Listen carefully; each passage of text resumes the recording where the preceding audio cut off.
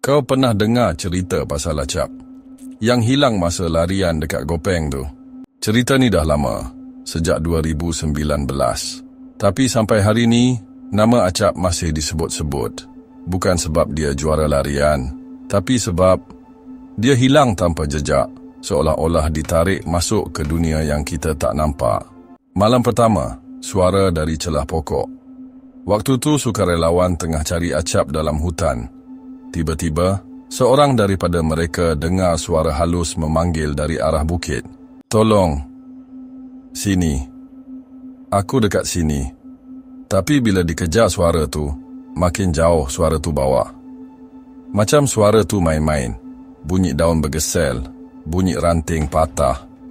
Tapi bila suluh dengan lampu, tak ada siapa pun kat situ. Ada yang kata tu jin menyamar suara Acap. Ada juga yang percaya tu mungkin memang Acap, tapi dia dalam dunia lain, langkah yang tak sampai.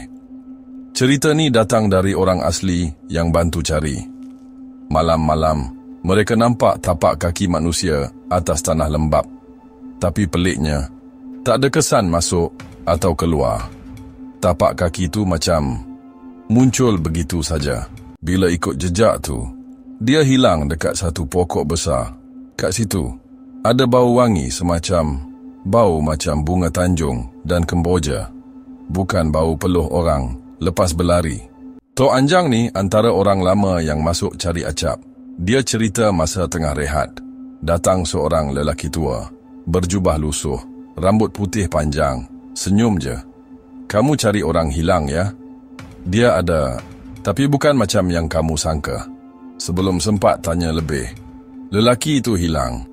Macam ditelan kabus. Bunyi lagu inang di tengah hutan. Ini paling menyeramkan. Masa malam ketiga pencarian, bunyi lagu inang berkumandang dari dalam hutan. Bukan dari radio, tak ada siapa bawa alat elektronik. Tapi lagu tu jelas, siap dengan bunyi kompang dan suara perempuan ketawa kecil. Macam ada pesta, tapi tak ada siapa nampak pun. Tok Anjang kata, itu tanda mereka tengah bersukaria. Mereka tu? "Hah, kaum bunian," kata orang lama. Macam-macam teori muncul. Ada yang kata Acap disorok sebab dia terlanggar pantang larang hutan. Ada yang kata dia terpijak tempat keras. Atau mungkin ada puteri bunian jatuh hati pada dia. Cerita ni jadi makin panas bila ada perawat cakap dia nampak bayang Acap dalam dunia lain masa dia buat rawatan. Tapi betul ke? Wallahu a'lam. Apa yang tinggal hanyalah sunyi. Selepas berbulan-bulan, operasi ditutup. Tak ada kesan, tak ada mayat, tak ada baju, tak ada apa. Yang tinggal cuma kisah seram yang jadi bualan malam. Kadang-kadang, penduduk kampung cakap mereka nampak kelibat orang berlari dalam kabus. Ada yang dengar suara memanggil dan ada yang percaya Acap belum mati, dia masih ada. Cuma bukan di dunia kita.